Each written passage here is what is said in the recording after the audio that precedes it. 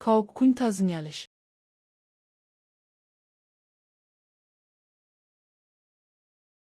ስልጣን ላይ ያለ ክፉ ሰው እንደ እኔ ያለ ነጭ ክሬም በሰማያት ውስጥ መብረር የነበረበት። ችግር የለውም አምንብሻለሁ።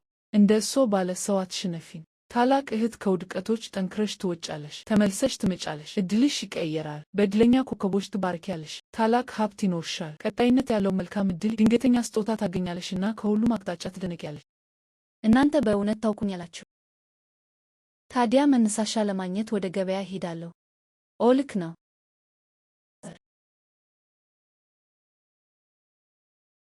እንሂድ። ስለዚህ የመጣሽው ለእኔ ብቻ አይደለም። ቅናሽ ልብስ እየሸጠ ነው። ልብስ እየሸጠ ነው። ኑና እዩ። ትንሿ እመቤት ልብስ ግዢ። ይህኛው በጣም ቆንጆ ነው። ይህ ልብስ ስንት ነው? በጣም ርካሽ ነው። አንዱ 50 ሳንቲም ብቻ ነው። የልጆች ልብሶች እንኳን አንዱ 50 ሳንቲም ነው። በ20 ሳንቲም ምን አይነት ልብስ መስራት እችላለሁ? እስቲ ዞር ዞር ብዬ ልይ። ኑና እዩ። ልብስ እየሸጠ ነው። እዚህ ኑና እዩ። ርካሽ ነው። የእኔ ርካሽ ነው። 5 ሳንቲም። በ5 ሳንቲም እየሸጥን ነው። እዩ እዩ። ቅናሽ ቅናሽ። አንዱ 5 ሳንቲም 5 ሳንቲም። ይህ ንድፍ በእውነቱ በጣም ቆንጆ ነው።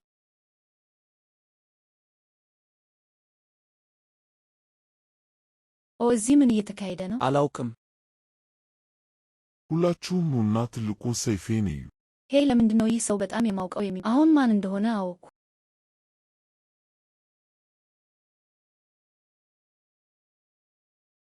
ይህ በእርግጠኝነት በ80ዎቹ ታሪክ ውስጥ ሊመዘገብ የሚችል ልብስ ነው። ከዚህ በፊት አይተውት የማያውቁትን ነገር ላሳያቸው ነው።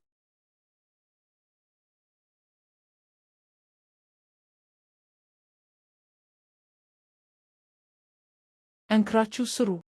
ዳይሬክተር ዢንጓ፣ ትናንት ማታ ሙሉ ሌሊት ሰርተናል። ለምን የ2 ሰዓት ሂሳብ ብቻ ሰጠሽን?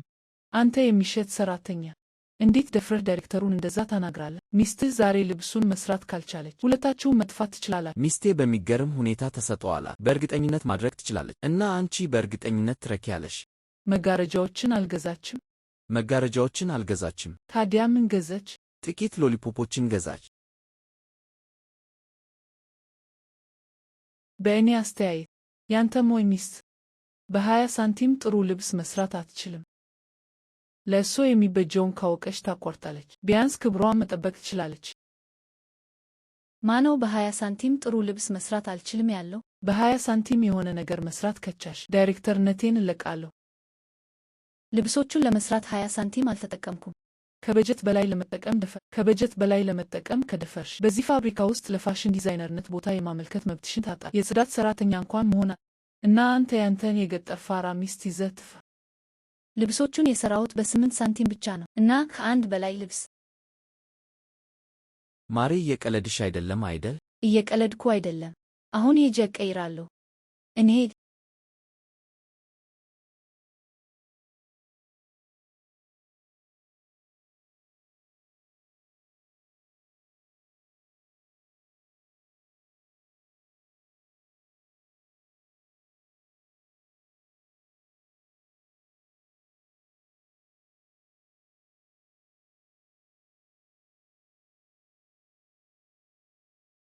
በጣም ፈጠራ የተሞላ በእውነት ፈጠራ የተሞላ ፈጽሞ አልጠበቅኩም ነበር። ተመልከቱ፣ በእውነት ቆንጆ ነው። እንደዚህ አይነት ነገር አይቼ አላውቅም። ይህን ልብስ በጣም ወድጄዋለሁ። ይህም ቆንጆ ነው። ምን ያህል እንደሚያምር ተመልከቱ። በጣም ኦሪጂናል ነው። እኔም መሞከር እፈልጋለሁ። በጣም ቀናሁ። እንዴት ነው? ጌጣጌጦችም አሉት። በጣም ጥሩ ሰርተን መሆን አለበት። ሁሉም ሰው ደንግጧል። ሙሉ በሙሉ ጸጥ ብሏል። ፈጽሞ ቆሟል።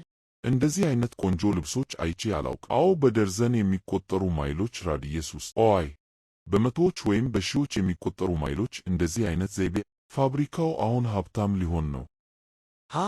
ሄፊያን እኔን ለማሞኘት እየሞከርሽ ነው። ይህ እንዴት 8 ሳንቲም ብቻ ሊፈጅብሽ ቻለ? ለምን የማይቻል ይሆናል? 6 ሎሊፖፖችን ለመግዛት 3 ሳንቲም ተጠቀምኩ። ከዚያ 4ቱን ለእነዚህ ሁሉ ቁሳቁሶች ቀየርኩ እና ከዚያ 5 ሳንቲም ለካቴል ማራገቢያ አወጣው። አሁንም 1 ሎሊፖፕ አለኝ። በእርግጥ ለእኔ ነው። አለበለዚያ እንዴት? ንጹሕ እና ቆንጆ፣ ብልህ፣ ቆንጆ እና ለጋስ፣ አስማተኛ፣ የተዋበች እና መለኮታዊ ውበት ያላት ትንሽ ልጅ ሞዴል እንድትሆን ትጋ። ዳይሬክተር ዢንጓ ያንቺ ፋሽን ዲዛይነር መሆን ይችላል። ዳይሬክተር ዢንጓ ያንቺ ፋሽን ዲዛይነር መሆን ይችላል። አይ ለምን አይሆንም? ለምን አይሆንም? የለበስከውን ተመልከት። ከርካሽ ፕላስቲክ የተሰሩ ልብሶች፣ በጣም አስቀያሚ። ማን ሊገዛው ይደፍራል? አንዱን እፈልጋለሁ፣ አንዱን እፈልጋለሁ፣ አንዱን እፈልጋለሁ። ተጠንቀቁ! ሄ! ልብሶቹ እዚህ አሉ! ልብሶቹ እዚህ አሉ! ክፈሉ እና ከእኔ ጋር ወደ ቢሮውን። ወደዛ ሂዱ፣ ወደዛ ሂዱ።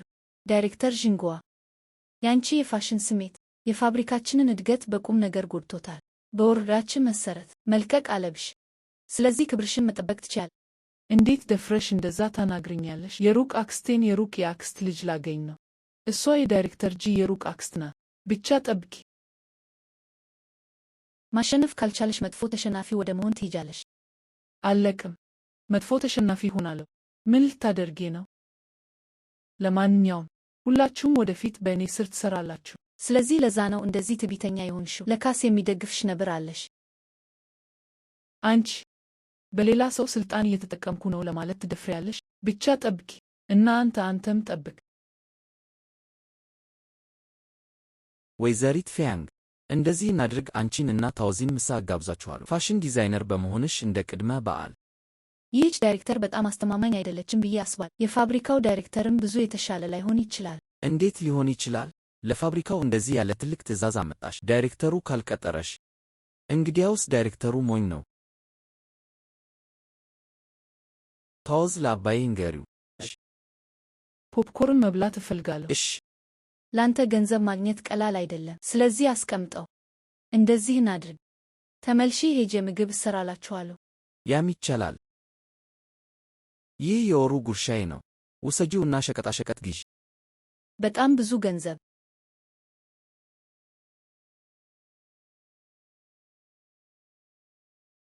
ኦ፣ እኔ አደርገዋለሁ። ሄ ዳይሬክተር ዢንጓ፣ የልብስ ፋብሪካችሁ አሁንም ሴት ሰራተኞችን ይቀጥራል? እኔ ዳይሬክተር አይደለሁም። እኔ የፋብሪካው ዳይሬክተር ሚስት ነኝ። የዳይሬክተር ጂ ሚስት። እድለ ቢሷ እህቴ በጅፋንክሲ የተተወች ይመስላል።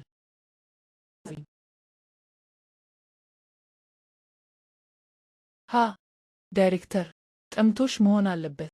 ጠምቶኛል። ታዲያ ያንን የቀዘቀዘ ስኳር ውሃ አሁኑኑ እገዛልሻለሁ። ጠብቂኝ። ሄ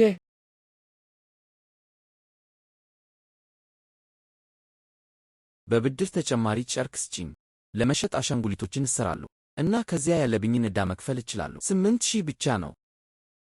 ዳይሬክተር ጂ፣ ጨርቃችንን ለማታለል እንደገና እንዳታስብ። የሂሳብ መዝገቡን ተመለከቱ። እንዴት ሰማው? በጠቅላላው 30,000 ዩዋን ውጭ ዕዳ እንዳለብህ። ሂሳብ ሰራተኛ ያንግ፣ እያስጠነቀቅኩሽ ነው። ዛሬ በብድር ጨርቅ ካልሰጠሽኝ አሻንጉሊቶችን መስራት አልችልም። አሻንጉሊቶችን መስራት ካልቻልኩ ልከፍልሽ አልችልም። ልከፍልሽ ካልቻልኩ ምክንያቱም ዛሬ በብድር ጨርቅ ስላልሰጠሽኝ ነው። ዳይሬክተር ጂ፣ እንዴት እንደዚህ ተምታታብኝ? ገንዘብ ያለብህ አንተ ነህ። እንዴት የእኛ ችግር ሆነ? ሐሳብህን እንድታስተካክል ልርዳ። ዳይሬክተር ጂ፣ ከመንገዱ ማዶ አይስክሬም ፋብሪካ አለ። የክሬም ጣዕም አላቸው እና የሙንግ ባቄላ ጣዕም። አይስክሬም እየጋበዝሽኝ ነው? ሄ ማለቴ አንተ እና ያንተ 30,000 ዩዋን። ቀዝቃዛ ወደ ሆነበት ቦታ መሄድ ይችላል። ዳይሬክተር ጂ በእውነቱ 30,000 ዩዋን አለው።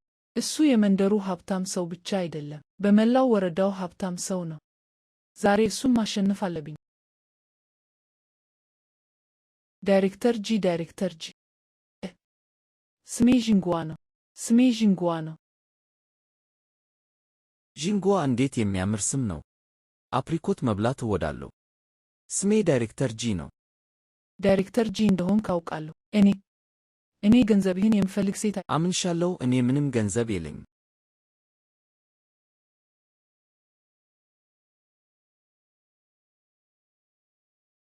ዛሬ ምግቡ በጣም ጥሩ ነው። ወንድም ጂ፣ ለምንድነው ዣውታው የማትበላው? ዛሬ የአሳማ ራስ ስጋ አለን። አንቺ ብይ። እሺ። በጣም ቆንጆ። አዲሷን ፋሽን ዲዛይነር ትመስላለች። ምግብ ሰርችልሻለሁ። ምንድነው ሽታው? በጣም ይጣፍጣል። ከስጋ ይበልጣል። ይህ ፒንግኪያው ቶፉ ነው። ለምንድነው በጣም የሚጣፍጠው? እንዴት ነው? ከስጋም ይበልጣል። ታዲያ ትንሽ ጨምሪ። ታወዝ አባዬ ወተት ሊያዘጋጅልሽ ይሄ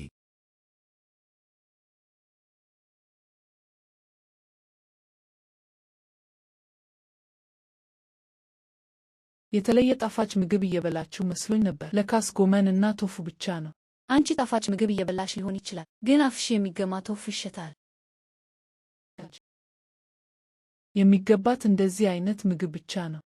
ዳይሬክተር ዥንጓ፣ ምንም አይነት የስታይል ዕውቀት የለሽም እና ጥሩ ምግብን ከመጥፎ መለየት አትችይም። ይህ ፒንግኪያው ቶፉ ተራ ሊመስል ይችላል፣ ግን የመንግሥት ግብዣ ምግብ ነው። የመንግሥት ግብዣ ምግብ?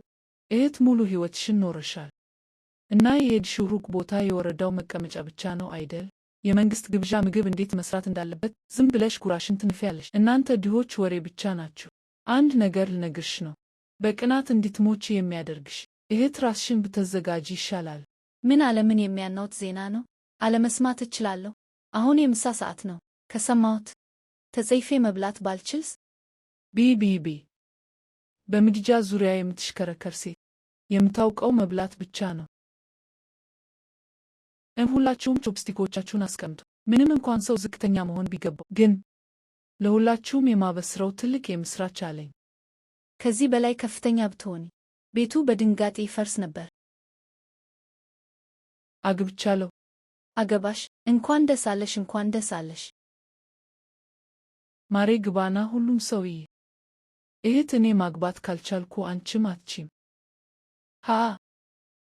ይህ ጂፋንክሲ አይደለም።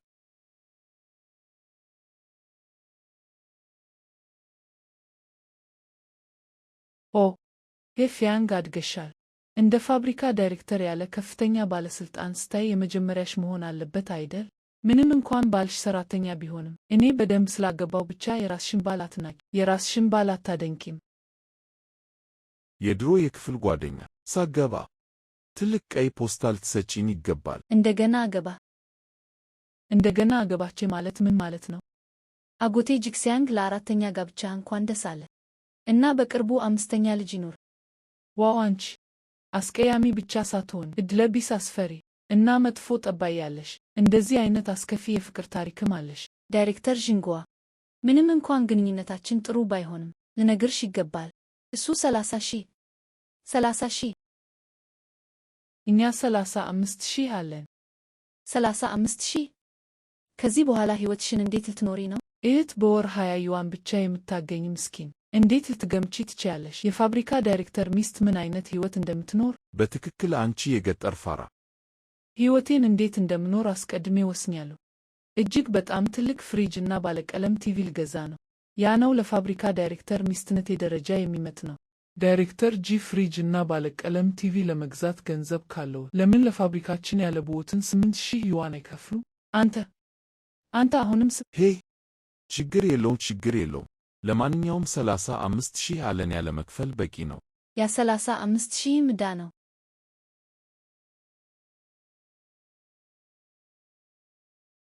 ኦ አምላኬ! የሠራ ይመስላል ፋንክሲ።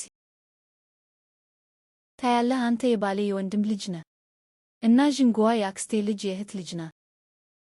ከአሁን በኋላ ይበልጥ የቅርብ ዘመዶች እንሆናለን። ዥንጓ፣ ተመልከሽ፣ የፋብሪካ ዳይሬክተር ሚስትነትን ዙፋን ወስደሻል። ለእኔ ላገናነሽ ትልቅ ቀይ ፖስታ ልትሰጪኝ አይገባም። እሱ ዳይሬክተር ጂ ነው። ይህ የልብስ ፋብሪካ ያንተ ነው? አዎ፣ የፋብሪካ ዳይሬክተር ሚስቲ ፌያንግ። ጂጅ፣ ክፈል። ዛሬ የሰርጌ ቀን ነው። ክፈይ። እኔ ገንዘብ የለኝም። ክፈይ። ከእኛ ጋር ምን አገናኘው? እሷ የሩቅ የአክስቴ ልጅ የእህት ልጅ ብቻ ናት። አሳማ እንኳን ካንሺ ይሻላል። መፋታት እፈልጋለሁ። እኔ አንተን ማግባት የቆሻሻ ሰብሳቢ አግብቼ ቢሆን ኖሮ የሚከፍለው የ35,000 ዕዳ አይኖረውም ነበር። በእውነቱ 35,000 ዕዳ የለብኝም። 35,000 ዕዳ የለብህም? ማሬ 35,000 ዕዳ እንደሌለብህ አውቅ ነበር። እናንተ ሀብታም ሰዎች እነዚህን ጨዋታዎች መጫወት በእውነቱ 50,000 ዕዳ አለብኝ።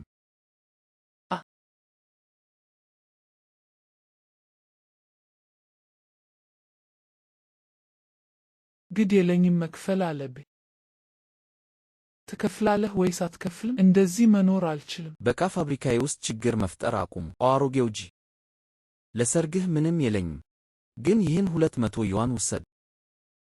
ለዛሬ ተውሃለሁ። ብቻ ጠብቅ። እንሄድ። በቁም ነገር ብቻ ጠብቅ። አሮጌው ጂ ገንዘብ ማግኘት ከፈለግ እዚህ ፋብሪካዬ ውስጥ ሰርተ መቆየት ይችላል። እዚህ ክፍያው ቢያንስ ከሌሎች ፋብሪካዎች ይሻላል። ዳይሬክተር ዥንጓ፣ አሁንም ፋብሪካሽ ውስጥ መግባት እችላለሁ? አሁን ዳይሬክተር ዥንጓ የለችም። አሁን የፋብሪካ ሰራተኛዋ ዥንጓ ናት። አንቺ የበሰበስሽ ዥንጓ፣ ልተዋሽኝ ትደፍሪያለሽ? አንተ ልልቀቅ፣ እነጋገር። አትማታ። ገንዘቤን መልስልኝ። 5 ሳንቲም ምንድን ነው? ያንቺ 5 ሳንቲም ያስፈልገኛል። ገንዘብ ትጠይቂኛለሽ? ምታኝ፣ ግደለኝ፣ ቁረጥ። ሁለታችሁም በእውነት አንድ አይነት ናችሁ። አንቺ እና ዳይሬክተር ጂ በጣም ትመጣጠናላችሁ። አትመታኝም? ካልሆነ እየሄድኩ ነው። እኔ ውድ እህቴ፣ ለገዛ ታናሽ እህትሽ ዘይ። ባለቤት የለውም፣ መሬት የለውም፣ ምግብ የለውም እና ልብስ የለውም። ከእሱ ጋር በአሳማ ቤት እንድኖር እየነገርሽኝ ነው። ሥራ ከሌለኝ ለመብላት እንኳን አልችልም። ውድ እህቴ፣ ተንበርክኬ እንድለምንሽ በእውነት አታደርጊም አይደል? የምትበረከኪ ከሆነ በትክክል ተንበርከኪ። እሺ ናትሽ፣ ሁሉም ሥራ እኔ እንዲሠራ ታደርግ ነበር ብለሻል እና ቁልፍ እንኳን ሰፍተሽ አታውቂም። በልብስ ፋብሪካው ለመሥራት ከመጣሽ ያ ችግር መፍጠር ብቻ አይሆንም?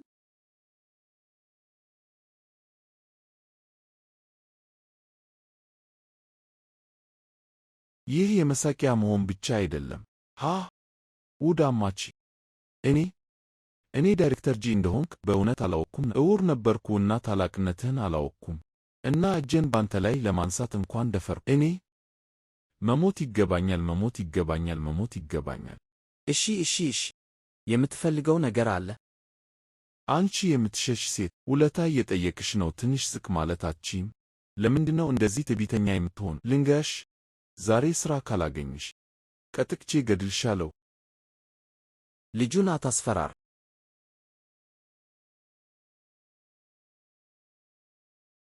እርጉዝ ነኝ። አንቺ ገንዘብ የለሽም፣ ለምን ልጅ ትወልጃለሽ? ሄይ ኮኮ፣ ረዳቴ ብትሆለስ? በየቀኑ ወረቀቴንና ስክሪፕቶዬን ብቻ አዘጋጅ። ከዚያ ወደ ካፌቴሪያዬ መጥተህ አሳማዎችን በማርባት ልትረዳኝ። ጥሩ ነው። በእውነት ውድ አማቼ ነህ። ልንገርሽ፣ በኋላ ታላቅ እህትሽን እና አማችሽን በደንብ ማመስገን አለብን። በግሌ ልሰጥህ ነው። ራሴ የለቀምኳቸውን የዱር አትክልቶች። አያስፈልግም አባዬ፣ እህት፣ ወንዝ ዳር ሄጄ መጫወት እፈልጋለሁ። እንሂድ። እሺ። ከራባችሁ መጀመሪያ እዚህ መብላት ትችላላችሁ።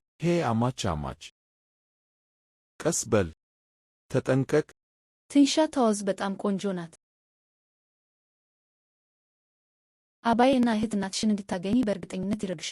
እንደዚህ ያለ ትልቅ ፋብሪካ አለ። ለምን አሁንም በዚህ ያረጀ ቤት ውስጥ ትኖራለህ? እንደዛ አይደለም። አዲሱ ቤቴ አሁንም በመገንባት ላይ ነው። 2 ትላልቅ ቪላዎችን ለመገንባት እቅድ አለኝ። 2? አዎ፣ አንዱ እኔ የምኖርበት እና ሌላኛው ለታወዝ ልተወው ያሰብኩት ነው።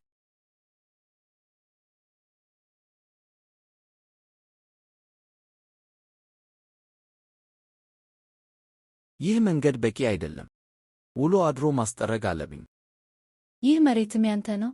አዎ፣ ከዚህ ጀምሮ በማንኛውም አቅጣጫ የግማሽ ሰዓት ጉዞ ነው። ሁሉም የእኔ ነው። በባለ 3 እግር ብስክሌት ግማሽ ሰዓት? ያ ምን ያህል ትልቅ ቦታ ነው? ባለ 3 እግር ብስክሌት አይደል፣ መኪና። ኦ አምላኬ! መኪናም አለ? ከጥቂት ጊዜ በፊት ሳንታና መኪና ገዛው። በሚቀጥለው ወር መንደሩ ይደርሳል። በእውነት? አዎ።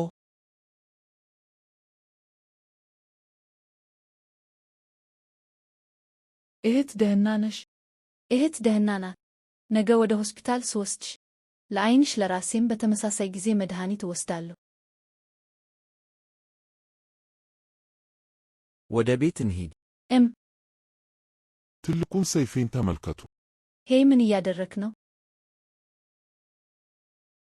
ትልቁን ሰይፌን ተመልከቱ። እህት ፈራው። አትፍሪ፣ ቢጫው ክሬን ወደ ምዕራብ ሄዷል። ቢያንኪ ከምስራቅ ይመጣል። ሁላችሁም አትፍሩ። ቢጫው ክሬን ወደ ምዕራብ ሄዷል። ቢያንኪ ከምስራቅ ይመጣል።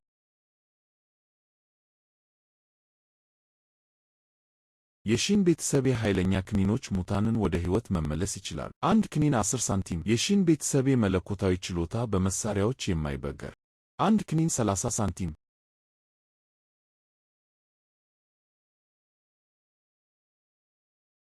በ21ኛው ክፍለ ዘመን ለአንድ ክኒን 300 ወይም 500 መክፈል። አንቺ ይህን መጀመሪያ ወደዛ ሂጂ። አንቺም ለኤክስሬይ እየሄድሽ ነው። አንቺ ሂጂና መድኃኒቱ። ሄይ መለኮታዊ ዶክተር፣ ፊቴን ተመልከት። ባሌ መታኝ። የእኔን መለኮታዊ መድኃኒት ውስጥ አንድ ፕላስተር 5 ሳንቲም። በ3 ቀናት ውስጥ ደህና እንደምትወዲ ዋስ። በተጨማሪም የእኔ መለኮታዊ መድኃኒት የፒች አበባ ዱቄት። ወደ ሾርባ ቀቅለሽ ጠጪው፣ ይበልጥ እየቆንጆሽ ትይጃለሽ። የፒች አበባ ዱቄት? ይህ የፒች አበባ ዱቄት ተወው፣ ዋጋው ምንም ያህል ቢሆን መግዛት አልችልም። ሂጂና መድኃኒቱን ውስጥ። አመሰግናለሁ። እንሄድ ተወዝ። ወደ ውስጥ እንግባ።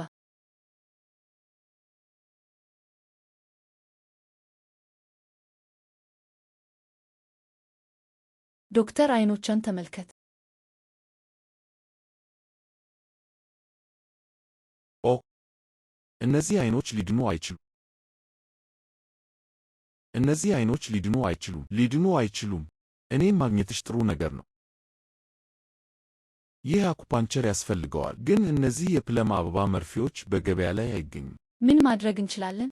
እኔን ማግኘትሽ ጥሩ ነገር ነው፣ ግን አሁንም ብዙ አይነት እጽዋት ያስፈልጉናል። እኔን ማግኘትሽ ጥሩ ነገር ነው። 2 አስፈላጊ እጽዋት አሉ፣ በእውነት የሌሉኝ። ዶክተር ምን ማድረግ እንዳለብን ብቻ እንገረን። ወደ ሌሎች ፋርማሲዎች ሂደሽ ማየት ትቻለሽ። ኦ፣ ልታገኘው አትችይም። አጎቴ ተወዝ መዳን ባትችል ችግር የለውም። የእህቴን እጅ ማዳን አለብኝ።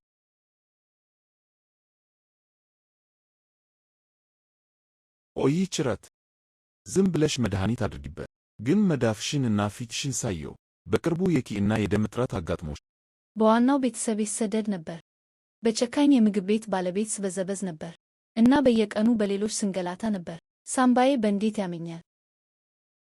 ሄ አስቀያሚ እየሆንኩ አይደለም አይደል? የእኔን መለኮታዊ መድኃኒት ውስጥ ከምሳ በፊት አንድ መጠን እና በ3 ቀናት ውስጥ ደህና እንደምትወዲ ዋስት። በእጅሽ ላይ ላለው ጭረት ዝም ብለሽ መድኃኒት አድርጊበት። ትንሽ ቆይተሽ ኤክስሬት። ለእርጅና ችግር የእኔን የፒች አበባ ዱቄት ጠጪ። በየቀኑ ጠጪው እና ይበልጥ እየቆንጆሽ ትይጃለሽ። ዶክተር፣ ታዲያ እባክህ ጥቂት ተጨማሪ የፒች አበባ ዱቄት እዘዝልኝ። ይህን ውሰጂ፣ ወደዛ ሂጂ እና ኤክስሬን ተነሽ። እሺ እንሄድ ተወዝ። ኦ ዶክተር፣ እባክህ ቶሎ መርምረኝ። ሳምባዬን ባለፉት ጥቂት ቀናት እያመመኝ ነው። ኦ፣ የሳምባ ካንሰር አለብሽ። ዶክተር፣ መሞት አልፈልግም። አሁንም መኖር እፈልጋለሁ። ለመኖር ቢበዛ 6 ወር አለሽ። ዶክተር፣ እባክህ አድነኝ። እንዲህ አድርጊ፣ ይህን ወረቀት ውሰጂ እና ሂደሽ ኤክስሬ ተን። አመሰግናለሁ። አመሰግናለሁ።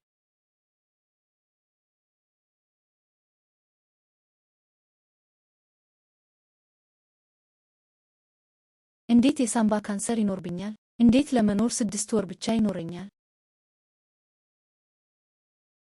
ፋንክሲ፣ እኔ ከመሞቴ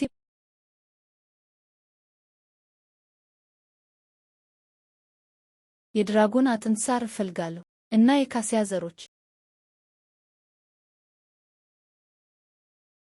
የካሲያ ዘሮች ፓውንድ 30 ሳንቲም ናቸው። የድራጎን አጥንት ሳር 10,000 ዩዋን ነው። 10,000 ዩዋን? አዎ 10,000 ዩዋን። በጃፓን የን ነው ወይስ በዚምባብዌ ዶላር? ምን የጃፓን የን ወይም የዚምባብዌ ዶላር? የቻይና ዩዋን ነው። ኦ አምላኬ፣ ዋጋህ በእኔ ጊዜ ከነበረው የበለጠ ውድ ነው። ሄ፣ በማንኛውም ስርወ መንግስት መድኃኒት ሁሌም በጣም ውድ ነው፣ በከፍተኛ ገደሎች ላይ። ስለዚህ ያለ ቅልጥፍና ልትለቅሚው እንኳን አትች። ሄ አቁም ወንድም፣ በጣም ብዙ የጉሎንግ ልብ ወለዶችን እያነበብክ ነው። ለምን ከወደፊት የመጣ ተርሚኔተር ነኝ አትልም?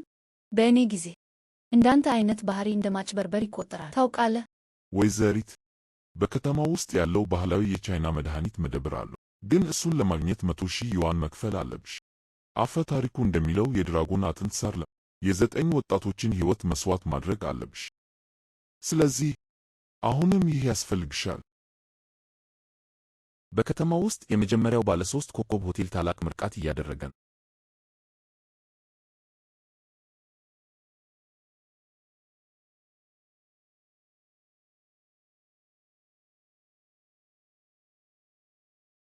በ80ዎቹ ውስጥ በሚያምር እና በሚያስደንቅ ሁኔታ መሞት እፈልጋለሁ። በድምቀት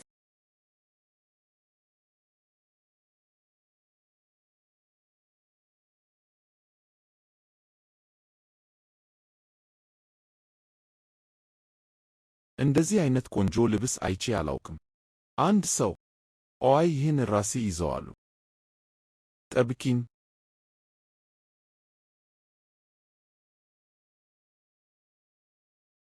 እንደዚህ ያለ ጥሩ ሆቴል ለምንድነው የተጠቃሚ መጠኑ በጣም ዝቅተኛ ይሆን?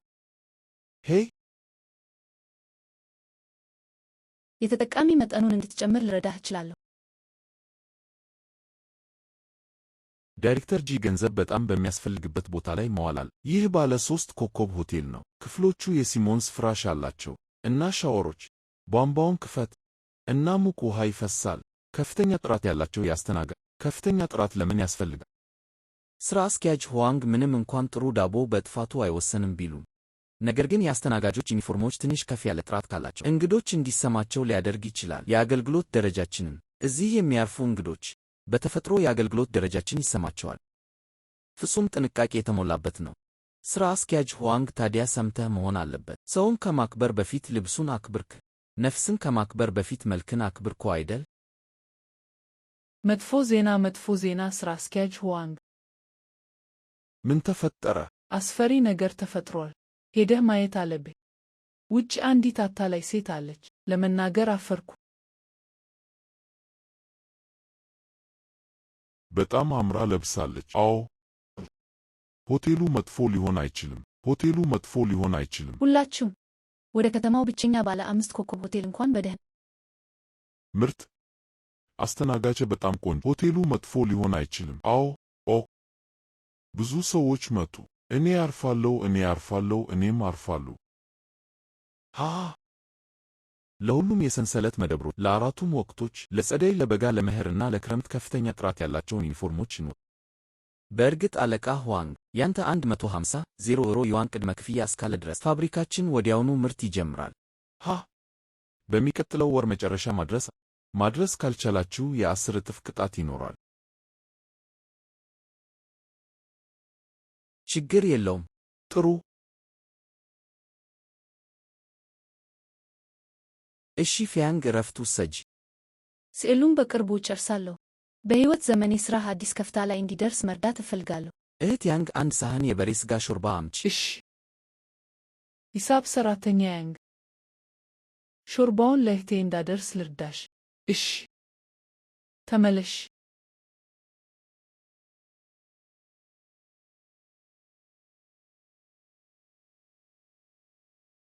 አማች፣ ወይዘሪት ኮኮ፣ ለእህት ያንግ ሾርባውን አመጣው።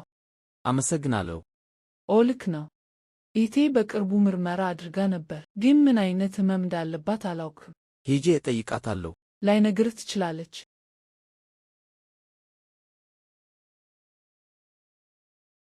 ፊያንግ ነህ? መጀመሪያ ሾርባ ጠጪ፣ ከዚያ ትንሽ የበሬ ሥጋ። ይህን ሾርባ ከጨረስኩ በኋላ ወዲያውኑ ጉልበት ይሰማኛል። አሁን ሄጄ ከነብር ጋር መታገል ይችላል። ይኸው ተስሏል። አሁን ለምርት ዝግጅት አደርጋለሁ። ሁላችሁም አዳምጡኝ። የመጀመሪያው ቡድናችን በዋናው የምርት ዕቅድ ይቀጥላል። ሌሎቻችሁ በሙሉ በሆቴሉ የጸደይ እና የበጋ ዩኒፎርሞች ላይ እናተኩራለን። የትርፍ ሰዓት ክፍያው እንዴት ይሰላል? የትርፍ ሰዓት ክፍያም ከዛሬ ጀምሮ ለሁሉም ድርብ የትርፍ ሰዓት ክፍያ እሰጣለሁ። ንገሪኝ፣ ጂፋንክሲ እንዴት እንደዚህ ሀብታም ሆነ? እና እኔ ለምን እንደዚህ ድሃ ሆንኩ? እና ካፌቴሪያው ለሁሉም ነፃ እራት ያቀርባል። እና በሁሉም ምግብ ላይ ሥጋ እንደሚኖር ለሁሉም ቃል እገባለሁ።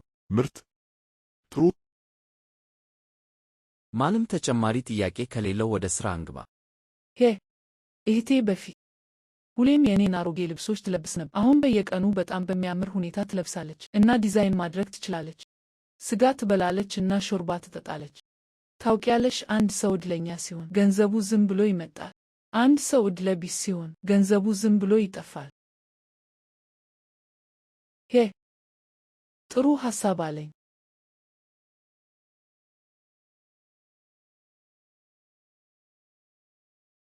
ዢንጉዋ ብዙ ገንዘብ የማገኝበት ዕቅድ አለኝ። በአንቺ ብቻ። ጂፋንግሲ ተንበርክኮ እንዲለምነኝ አደርገዋለሁ። አሳማ መድኃኒቴን ከበላ ወዲያውኑ ይድናል። በአራቱ እግሮቹ ምት ቻንጌን ሊደርስባት ይችላል። ታዲያ አሳማ መድኃኒትን ከበላ በጣም ብዙ ከበላ ምን ይፈጠራል? በጣም ብዙ በመብላቱ አይሞትም። ሄይ፣ በጣም ብዙ መድኃኒት ወሰድሽ እንዴ? አሳማ በጣም ብዙ ከበላ በእርግጠኝነት ይታመማል። ትገዣል? አንድ ፓኬት እወስዳለሁ። ከሌሎች ሰራተኞች ጋር አስቀድሜ ተነጋግሬያለሁ። ጂፋንግሲ በዚህ ጊዜ ትልቅ ኪሳራ ይደርስበታል። የውስጥ ሱሪውን እንኳን መያዣ ሊያደርግ ይችላል። ከዚያ ጥሩ ገንዘብ እንቀበለዋለን። በዛ ቪላ ላይ ያለውን ስም ወደ እኔ እንዲቀይር እናደርገዋለን እና ከዚህ በኋላ በአሳማ ቤት ውስጥ መኖር አይጠበቅብን። የአሳማ ትኩሳት ምት! ይህ የድሮ የክፍል ጓደኛ ከእኔ የባሰ የምትሸነፍ ይመስለኛል። ታዲያ ሁላችሁም ለምልክቱ አፌን ተመልከቱ። ጭንቅላትሽ ምን ሆኗል? ለምንድነው አሁን የምትመችኝ? እንዴት ደፍረሽ ትመችኛለሽ? እኔ አንተ ዲቃል! ገና ምንም አላደረጉም እና እነዛ ሁለቱ እርስ በርስ እየተጣሉ ነው። ነገ ለሥራ አስኪያጅ ሁዋንግ ማን ይነግረዋል? ሥራ አስኪያጅ ሁዋንግ፣ በሆቴሉ ያለው ንግድ በቅርቡ በጣም አድጓል። ግን የገንዘብ ፍሰቱ የተረጋጋ አይደለም እና የበላይ አካላት ገንዘቡ የት እንደወጣ እየጠየቁ ነው። ልብስ ለመግዛት ተጠቀምኩበት። የበላይ አካላት ገንዘብ በጣም በሚያስፈልግበት ቦታ ላይ መዋል አለበት እና እርስዎ በልብስ ላይ አወጡ። እነዛ አሮጌ ሰዎች አሉ።